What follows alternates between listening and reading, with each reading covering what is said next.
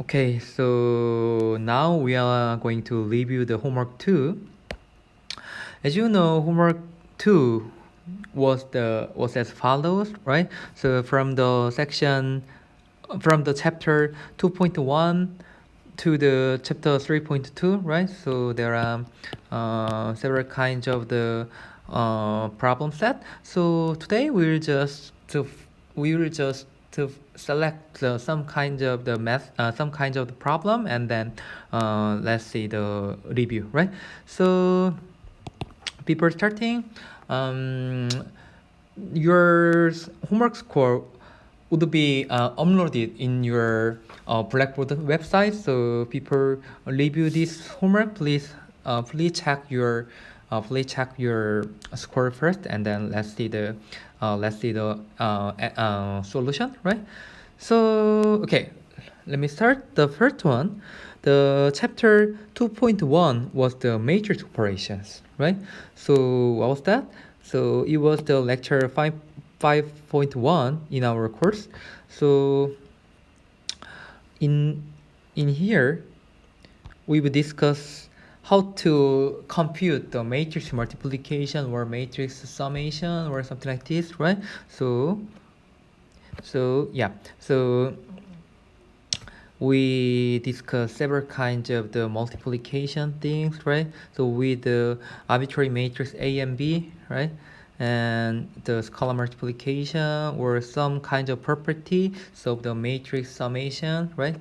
And matrix multiplication term, right? So yeah, it was the matrix multiplication, right? So here was the definition or of the low column rule for computing a times x, right? So for each entry in the a times b matrix should be something like the arbitrary row I in A and arbitrary column J in B, right? So these two vectors make a AB I comma J, right? So it is the low column rule for computing the AX, right?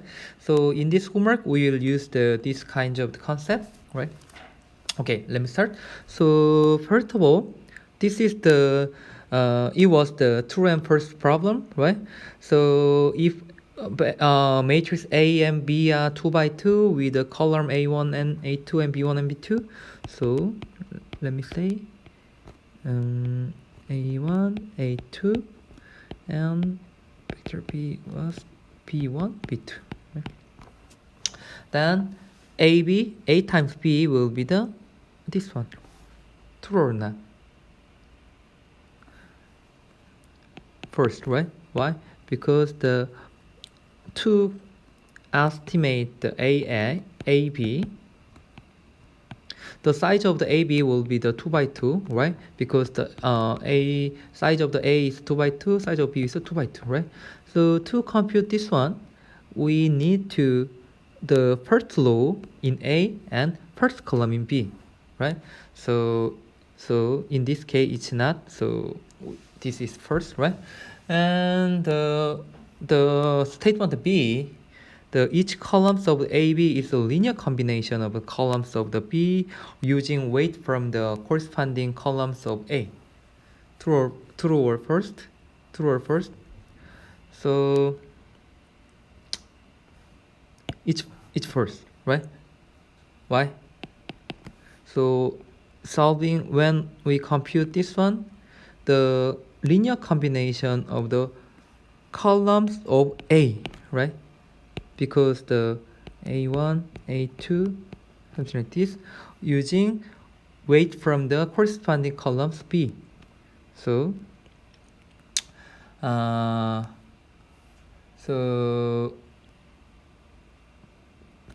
in this case, let's say B1 and B2, right? So each column of the AB should be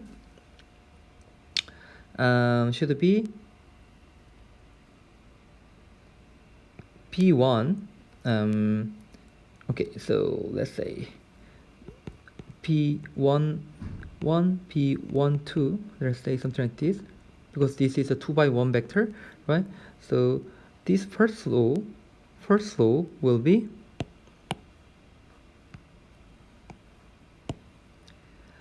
P1 1 A1 is vector, right? P1 2 A2, right? So there is one more column, right? But anyway, so this is the column of the one column of the A times B, right? So in this case, the statement B is first, right? Then what about this? From lecture 5.1, there was the properties, right? So where is that? So AB plus AC. So in here, where is that? There was nothing.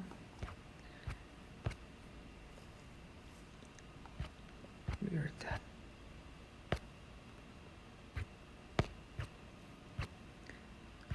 I couldn't find this. Here. So from this one, this is true, right? From this one, right? Then what about this? From the properties of the transpose, from transpose here, it is true, right? Because the A plus B transpose, A plus D transpose is equal to A transpose plus B transpose, right? Okay, so this is true, right? What about the statement E? The transpose of a product of the matrix equals the product of their transpose of the same order. So let's say transpose of product of matrix. Okay, let's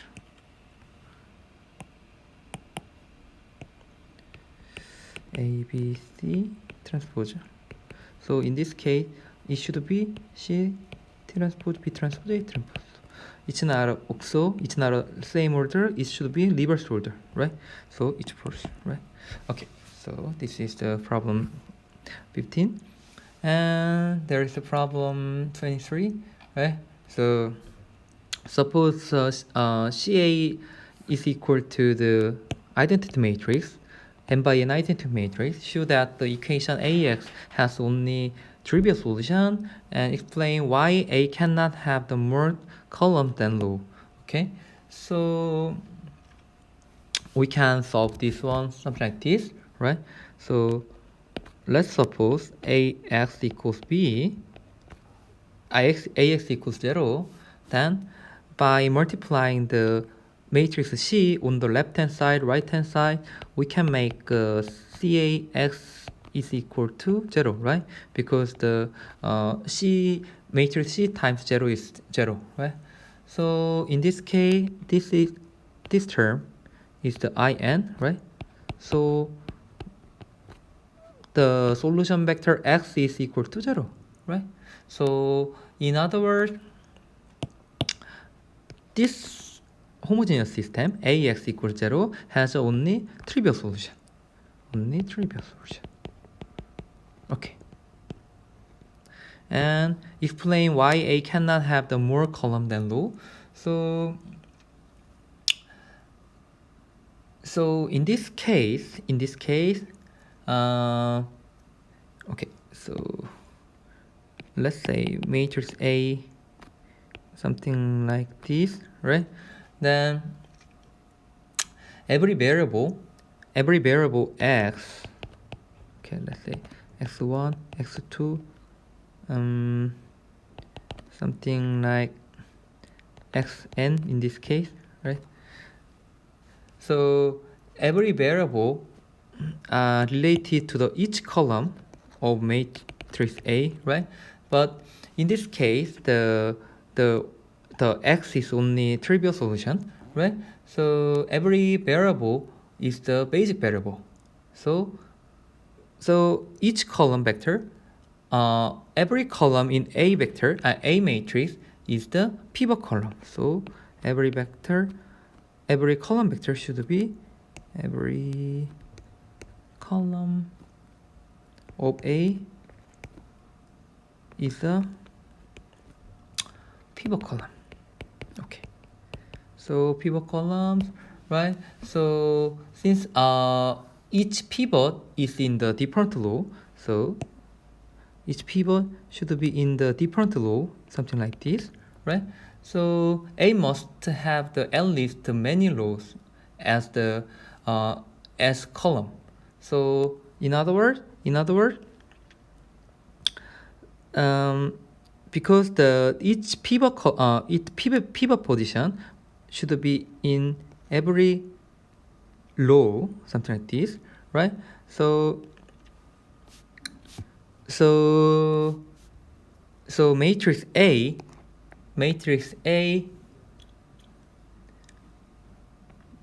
must have at least as many as rows as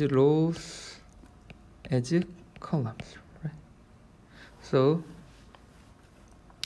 the number of rows should be larger than the number of columns, right? Okay, so this is a solution of the problem 23.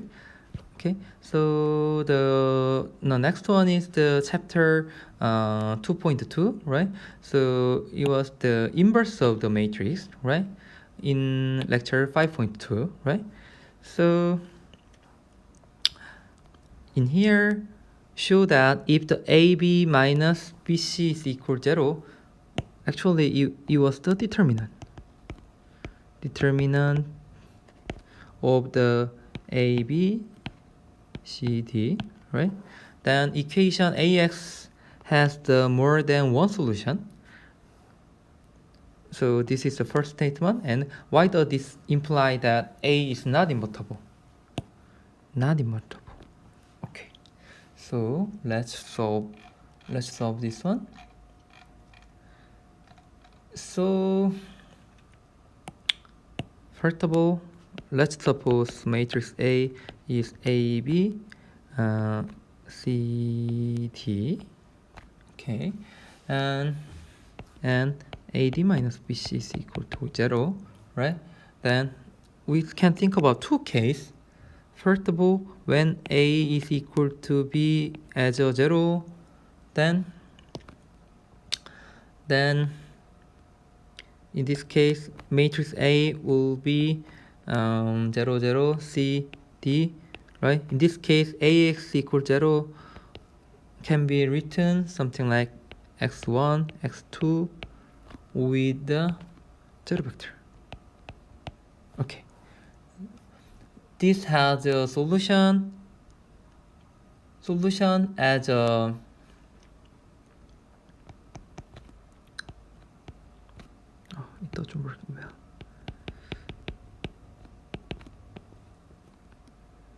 D minus C.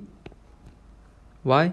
Because by multiplying this one and this one and this one and this one, we can make a zero vector output. So the solution set is non-zero, except for the A, B, C, D equal each other. So matrix A is the zero vector, so AX equals 0 for every vector X. So in this case, so in this case,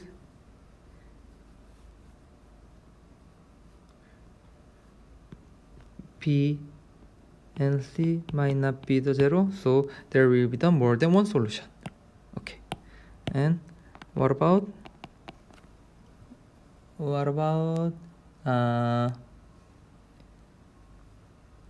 A and B is not 0, then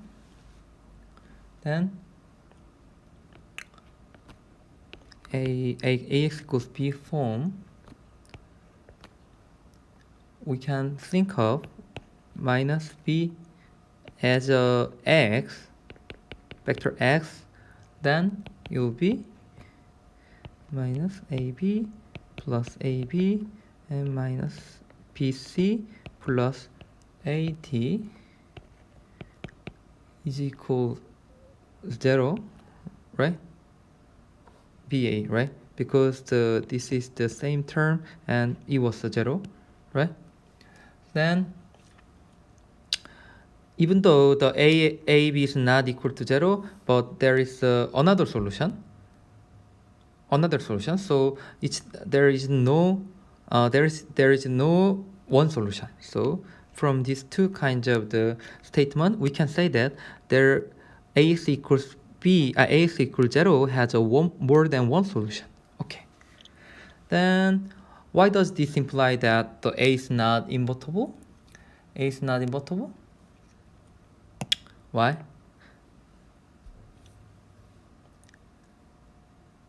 Because the ax equals b, if okay, let me see. Okay, we can, to prove this one, we have to see the theorem. So in our case, okay, so let me see. Theorem 2.2. Okay, I will show you.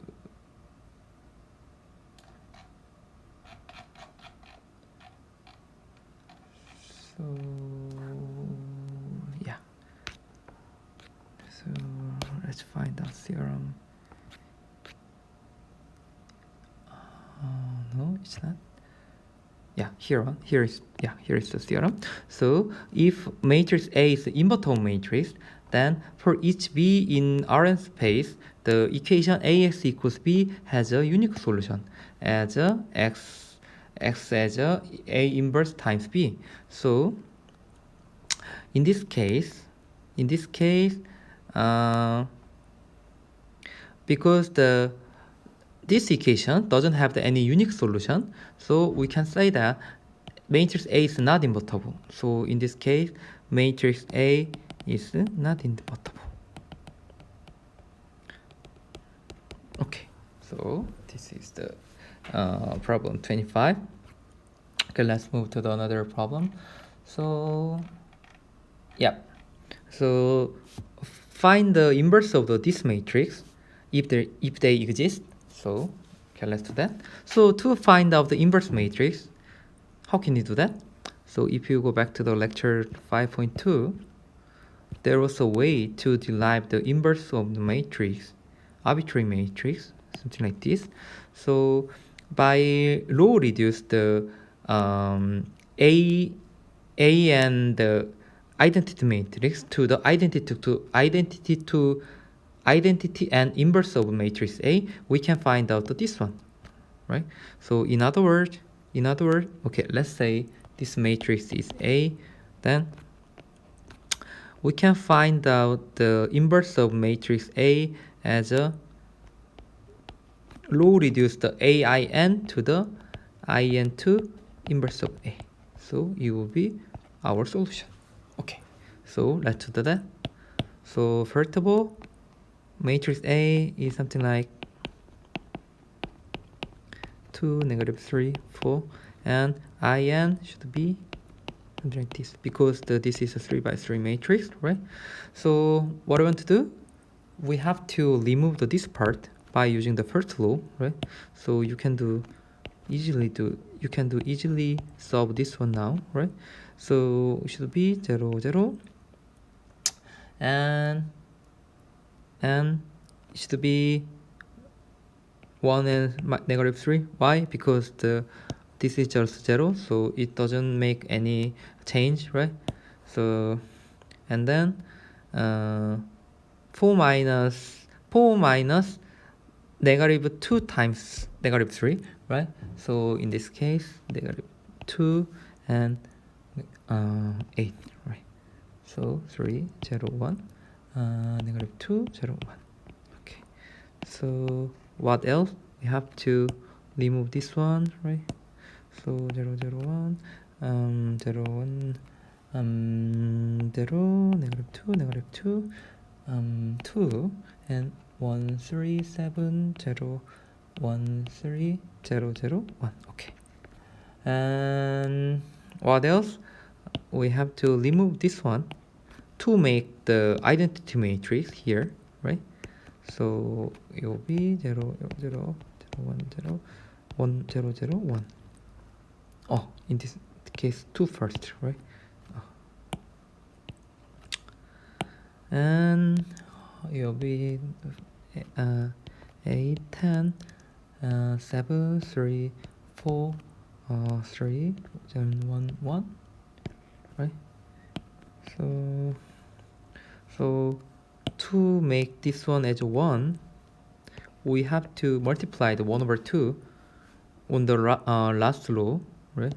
So it will be 0 0 0 1 0 0 0 1 and 8 10 7 over 2 3 4 3 over 2 1 1 over 2.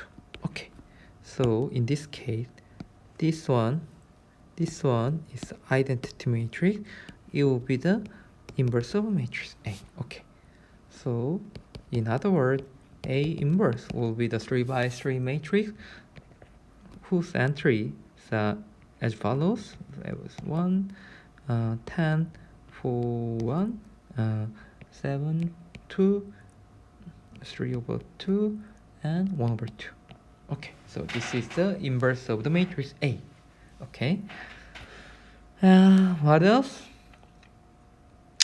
So yeah, chapter 2.3 was the characterization of the invertible matrix. Actually, in this chapter 5 lecture 5.3, we've talked about the invertible matrix theorem, right? So there are so many statements. They are all equivalent each other, right? So please remember the theorem, because this is really important theorem that help you understand the basic concepts introduced in the chapter 1 through the chapter 2, right? So okay, let's do that. First of all,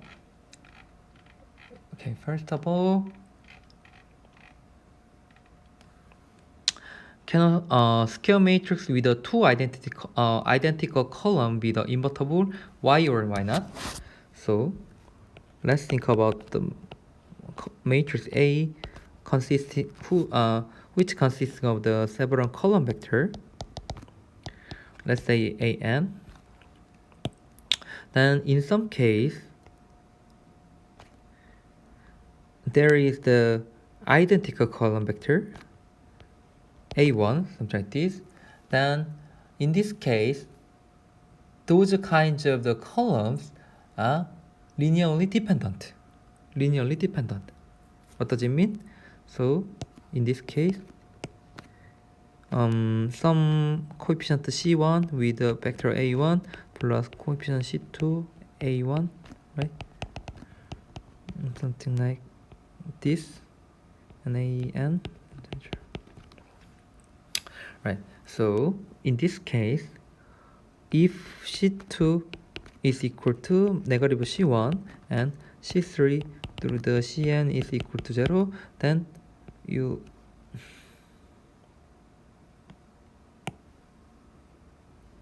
remove this one. Yeah. In this case, it's not a non-trivial solution. It's a trivial. It's a non-trivial solution. It's not a trivial solution. So it means that if there exists this trivial solution, column vector A1, A2 through the AN, it's not a linearly independent, but they linearly dependent. Okay, so because those column vectors are linearly dependent, then we can determine this matrix A is invertible or not by using the invertible matrix theorem. So if you see the invertible matrix theorem, so as you can see here, the columns of the matrix A from the linearly independent set, it will be the invertible matrix. In other words, if columns of the matrix A form the linearly dependent set, that is not an invertible matrix. Okay, so we can say that the matrix A cannot be invertible. Okay, so this is the one example that used the invertible matrix theorem. Okay, let's see the difference theorem. So if the matrix A is invertible, then the columns of the matrix inverse of the matrix A are linearly independent. Explain why. Explain why. So first of all, if matrix A is invertible,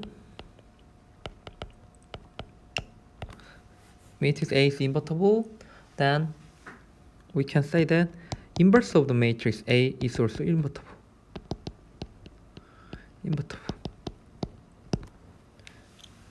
Why? So if we see the lecture 5.2, there was the properties, something like here. Yeah. So if A is an invertible matrix, then A inverse should be invertible as well, right? So it was the properties of the matrix inverse, right? So in this case, we can say that A inverse is invertible as well, right? So in other words, A inverse is the invertible, then we can use the invertible matrix theorem, right? So on a matrix that are invertible matrix, then we can say that the columns of the then matrix are linearly independent from this statement, right? So by statement E in the IMT, inverse matrix theorem, invertible matrix theorem, then we can say that columns of the matrix A,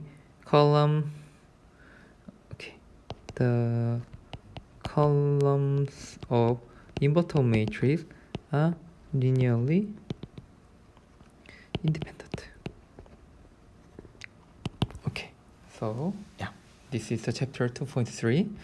Okay, let's move to the chapter 2.5. It was matrix factorization, especially LU decomposition, right?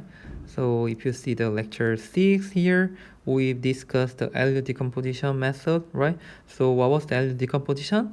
If you think about the arbitrary matrix A, we can decompose this matrix A into the unit lower triangular matrix L with the echelon form of the matrix A as a U, right? So if we can find out the matrix L and U, then we can easily solve the AX equals B problem by using the two-sub problem, right? So we can first the Ly is equal to B first, and then we can find out the solution of the Ux equals Y. So those kinds of two-sub problem is much efficient than the original single optimization for the AX equals B, right? Okay, so let's see this one. So yeah, where is that? The problem 2. Okay, here the first of all, to use the LU factorization, we have to decompose the matrix A into the L and U first, right? So how can you do that? To this one, we have to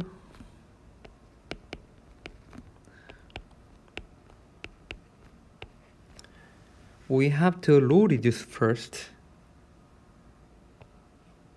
First of all, we have to remove this one, and 4, 3, minus 4, 0, 0, -2, 0, 2, 2.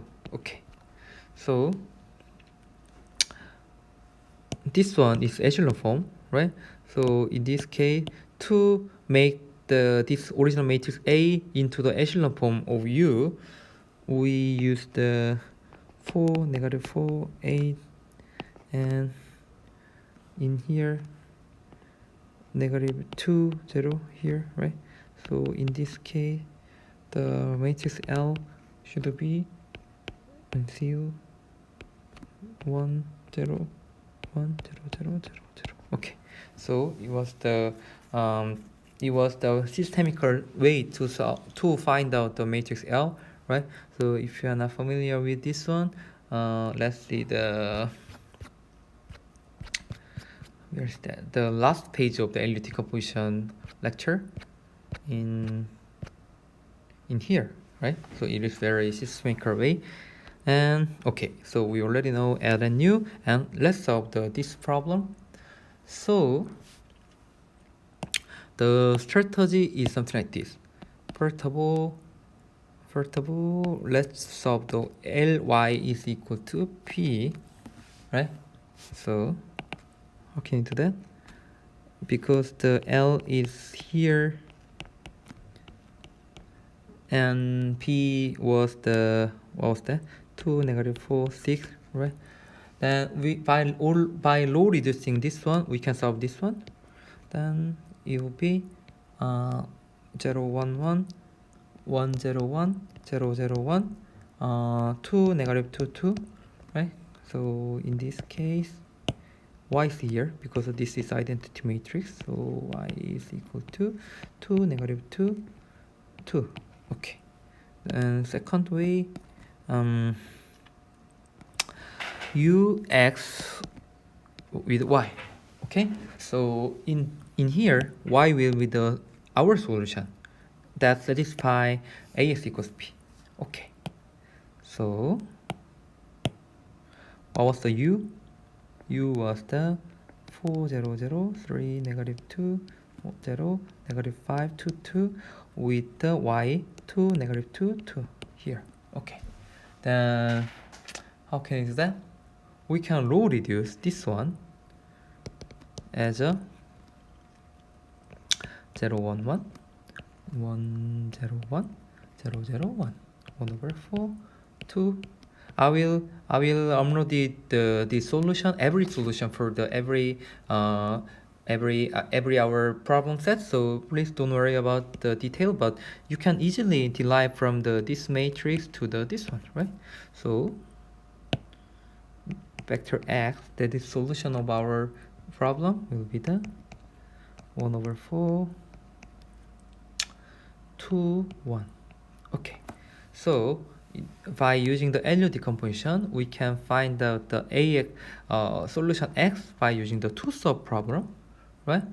So by comparing to this one, we can also solve this one A by low reducing this A, B as a what? Echelon form. So you can compute the complexity of these two kinds of the way to solve the Ax equals b. Okay, so this is the problem 2 in chapter 2.5. And well, what's that? The problem 10 is the LU factorization of our arbitrary matrix, right? Okay, let's do that. So there are 5, 10, 15, 3, 8, 1, 4, negative 6, 5. Okay, so to find out the matrix U, let's low reduce this one. So 5, negative 5, 0, 0, 3, it will be the negative 5 minus what? 2 times 3, right? So plus 2 plus, right? 2 plus, right? And blah blah blah blah. So you can easily compute the remaining things. So it will be the -1, 13, so it will be -2. Okay. What else? -5, 3, 4, 0, -2, -1, 0, 0, 9. Okay, so it is the echelon form of matrix A.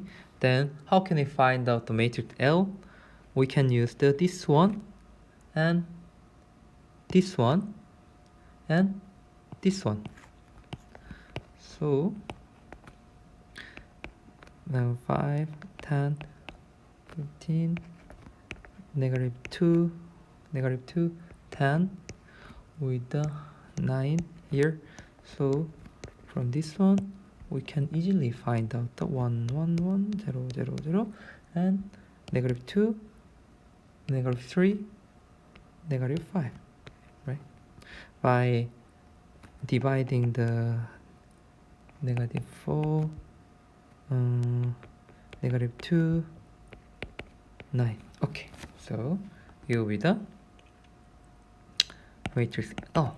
Okay, so from the matrix, original matrix A, we've decomposed this one into the matrix L and matrix U.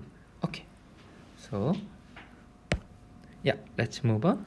So the chapter 2.8 was the subspace of the Rn space, right? So in this lecture, we discussed the two representative subspace, column space and null space, right? So what was that? In the lecture 7.1, we introduced the column space. So what was the column space? The column space of the matrix A is the set of the all linear combination of the columns of A, right? And what was the null space? What was the null space? Yeah, this is the visualization of column space.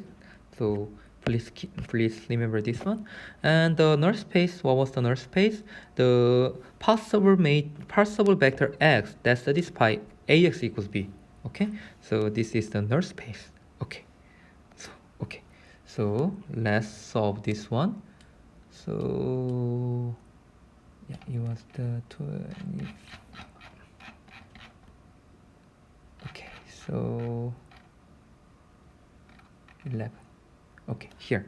So in this case, when you think of the ax equals b, the size of the A is the 3 times 4. So the columns of the matrix, the vector x should be 4 times 1, and output vector b should be 3 times 1.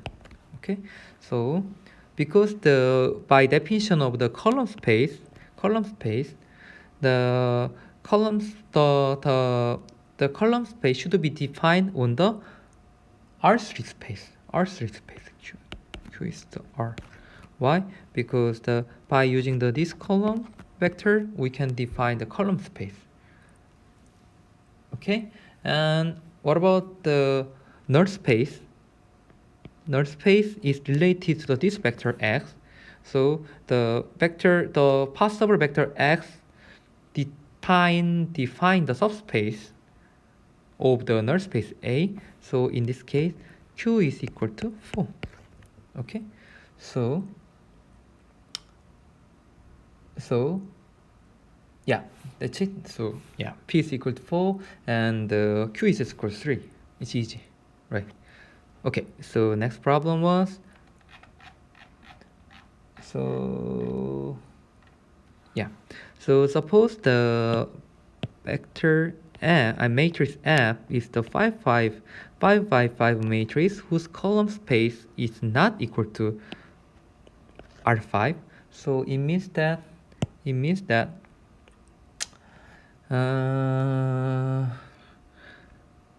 column space of matrix A is not equal to R5. Then we can say that the columns of matrix F do not span, okay, do not span R5, right? Not span R5, and the matrix F is scared, then by using the inverse, the inverter matrix theorem, then F is not invertible. F is not invertible. So F is not invertible because they do not span the R5 space. F is not invertible, right? So F is not invertible, and the solution of the AX equals B has a non-trivial solution. Real solution, not a trivial solution as a zero, but non-trivial solution larger than zero vector. Then we can say that null space of the matrix F is not a zero vector because there are non-trivial solution. Okay, so we can say something like this, right?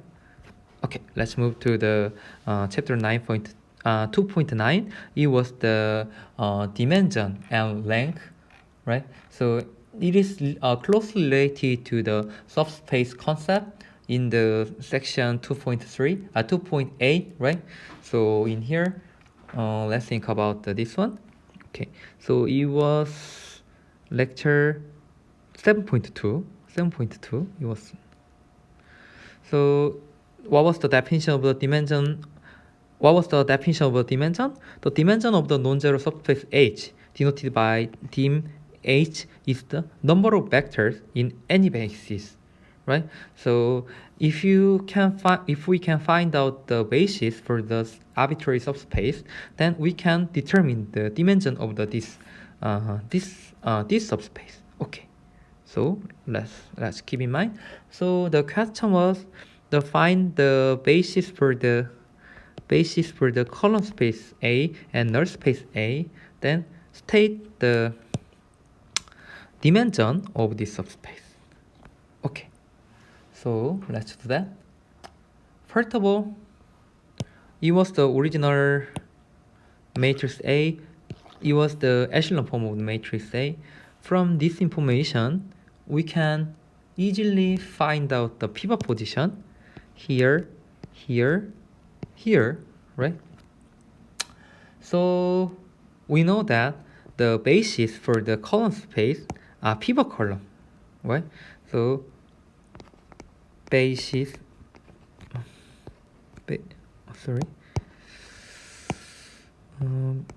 basis for it doesn't work. Why? For sorry about that. Basis for column space is the pivot column. So this one is pivot column. So in the original matrix A, this one is pivot column. So basis will be the 2, -4, 2, -1, 4, 2, and -4, 5, -3, 7. Okay, so this is basis for the column space A. Then how can we find out the basis for the null space A? Actually, in the lecture 7.2, there was a similar example, right? So where is that?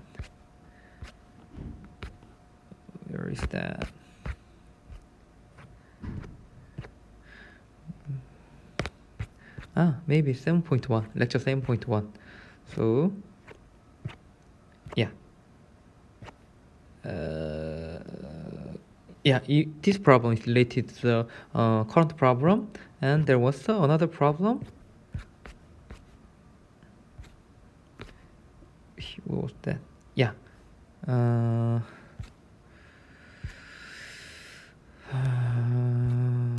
yeah, here. So basis, find the basis for the null space of A matrix A.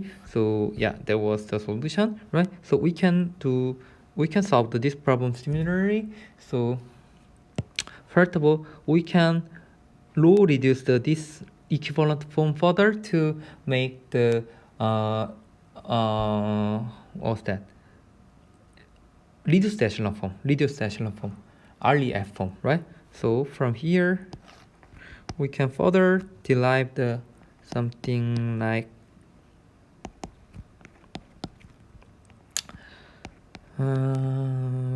this, right? Something like this. Then from here, we can say that x1 negative x2 is equal to 0. In second row, x3 is equal to 0, x4 is equal to 0.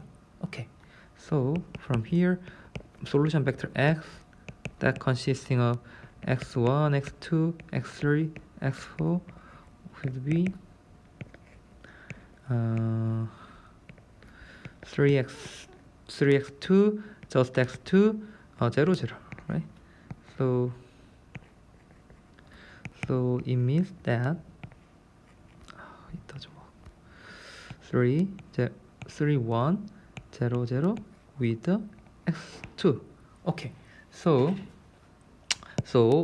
in here, this vector is just the basis for the null space A.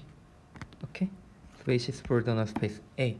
Okay, so to conclude, the dimension of the column vector, dimension of the column space A is 3, and dimension of the null space A is 1, right?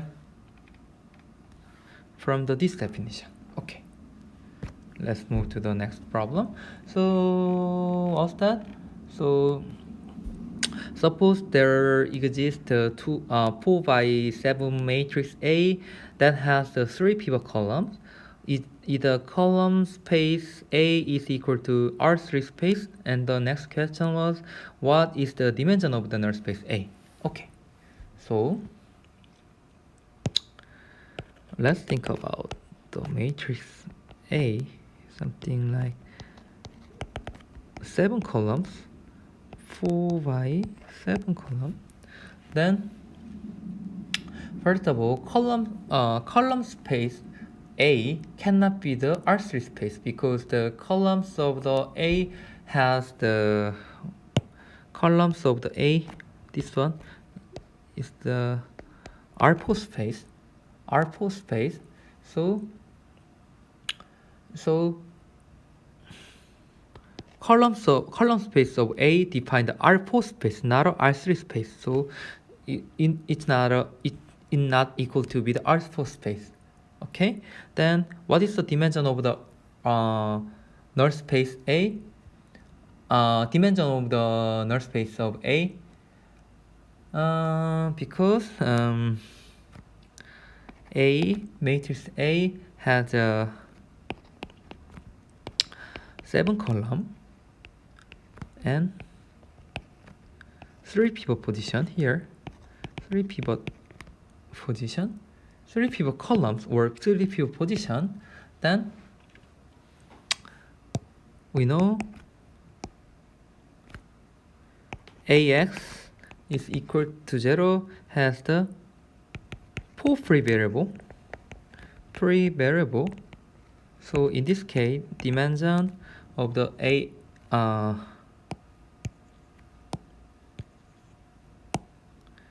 null space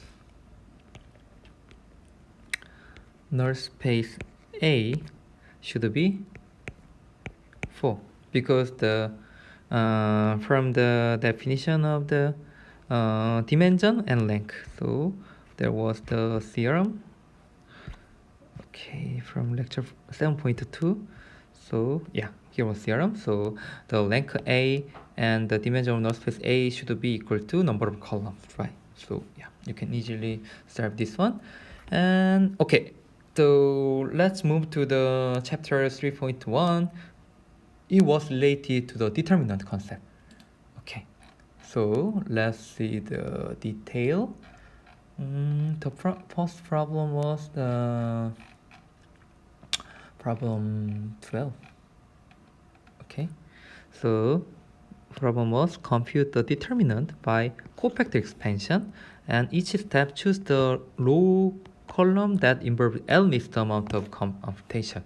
Okay, so if you go back to our lecture 8.1, there was several kinds of the way to solve the determinant, but here was a very efficient way to use the cofactor expansion, right? So in this cofactor expansion, we can use the any row or any column to find out the determinant. So we can choose the most efficient way, or the row. We can choose the any row and any column that make a most efficient way to find out the determinant. Okay, so actually this problem was related to this example. Okay, so in here, if we choose this one first, then with this value and this sum matrix, determinant of this sum matrix, we can easily decompose the 4x4 case. Okay, so first of all, we have to define the sign, right? So because this is a 1, 1, position, so it will be 1 plus 1 with the value 3 with the determinant -1, -2, 0, 0, 6, 3, 0, -8, 4, negative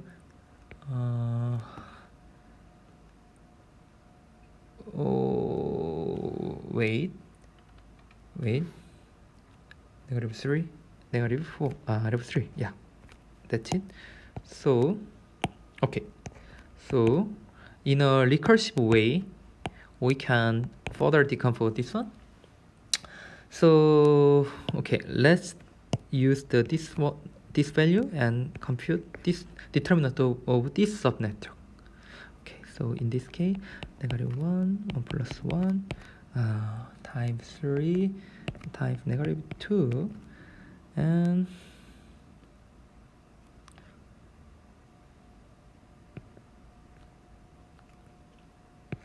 -3, 0, 4, -3. Okay, so finally it will be the of course 1, so 3, -2, and it will be -9, right? Finally it will be the 54. So how can we compute this one more efficient way? We can just multiply this one, this one, this one, and this one, right? So if you go back to our lecture 8.1, here it was the final theorem. So if matrix A is a triangular matrix, then determinant A is the product of the entries on the main diagonal.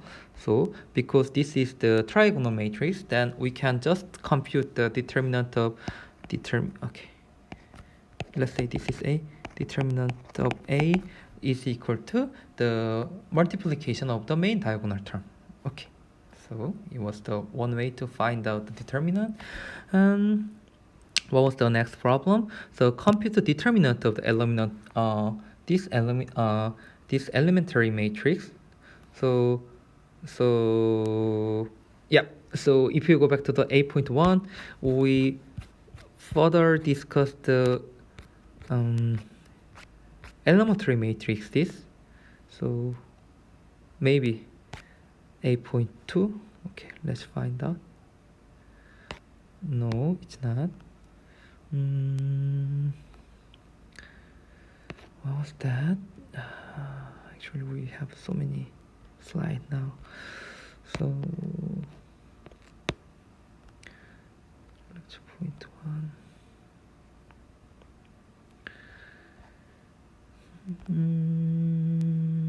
5.2. Yeah. 5.2, it should be, we introduce elementary matrix here, but we discuss further in maybe 7.1.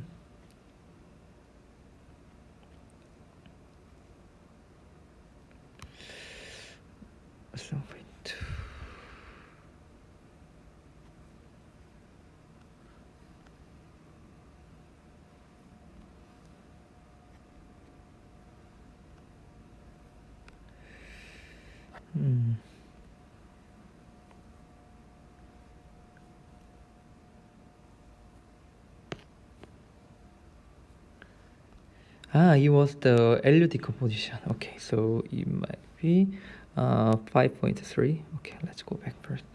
5.3, maybe this one. 6 point. Sorry about that. Yeah, here. Yeah. Okay, so yeah, sorry about that. So this is the lecture 6. In the matrix factorization, we discussed the elementary matrix to the low reduction method. So there was a 3 kinds of the matrix, elementary matrix. So first one is a replacement, second one is interchange, the third one is scaling, right? So in this problem, it is this elementary matrix for what? This elementary matrix for the scaling term. Okay. So the problem was to compute the determinant of this elementary matrix. So how can I find this? Because this is just the diagonal matrix, then we can easily compute the determinant of this matrix as a multiplication of the diagonal term, right? So determinant A is easily computed one, just K. This is very easy, right? So yeah, it was the determinant of the introduction to determinant, and the final problem was the properties of the determinant. And let's say matrix A and matrix B, the 3 by 3 matrix, then determinant A is equal to -3 and determinant B is equal to 4. Then use property of the determinant to compute this one, this one, and this one, this one, this one. Okay, so let's solve this one. First of all, okay, it was the lecture 8.1. So there was some properties, something like where was that? Yeah, something like this one or this one. Okay, so let's use this property. So first of all, in here a determinant AB is equal to determinant A times determinant B. So -3 times 4, so it should be -12, right? What about B? Determinant 5A. So there is many ways to derive this one, but I want to use this property. If one loss of the A is multiplied by the K, then determinant B will be the K times determinant A. So in this case, 5 times matrix A will be the 5 times every row, because A is a 3 by 3 matrix. So in this case, 5 times determinant A, right? So because determinant A is the what? -3, so equal to 375. Okay. So what about this one? Determinant B transpose. So how can we derive this one? From the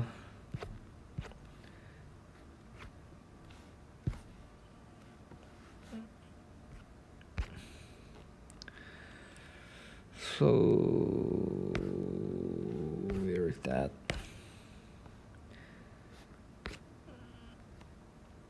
where is that? Where's the determinant of the A transpose? So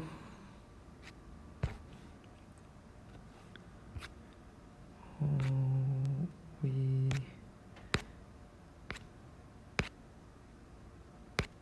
there's no, but we can easily say that the determinant of the B transpose should be determinant of the matrix of B, right? Why? So okay, let me show you some 3.2.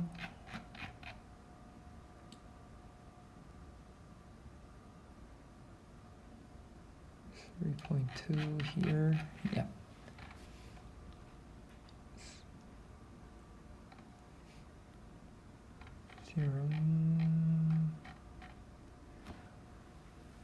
So actually, this concept in our lecture 8.2, actually we skipped this kind of concept.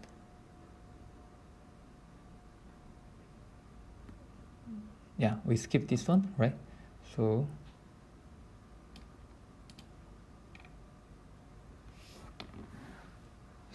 we skipped this one, but this property was in our textbook in page 174.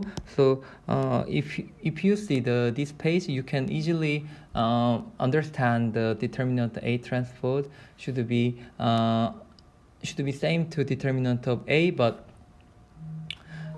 in this case we can just use this property to derive this one. So you don't need to worry about this one. Then we can just say that determinant of B transpose is the 4.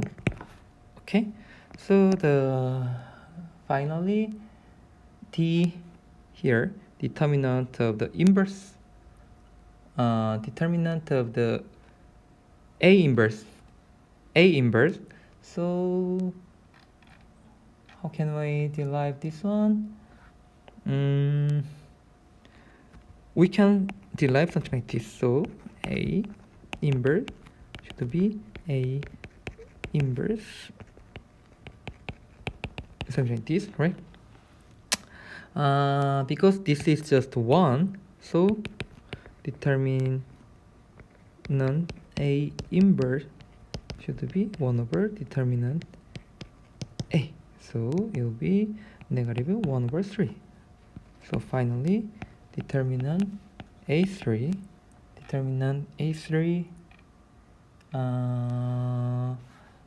is something like determinant A. So determinant A will be the negative 3 over 3 squared, so it will be the negative 27. Okay, so this is the yeah, okay, so this is the solution for the problem 30.9. Problem 39. Okay, so this is end of the review for the homework 2. So as I mentioned before, I will upload the solution of the homework 1 and homework 2 for whole the problem set, and then please try to understand the solution and compare the systemic way to solve each problem with your solutions. Okay, so yeah, this is end of the review, and let's see the this Thursday. Okay, thank you.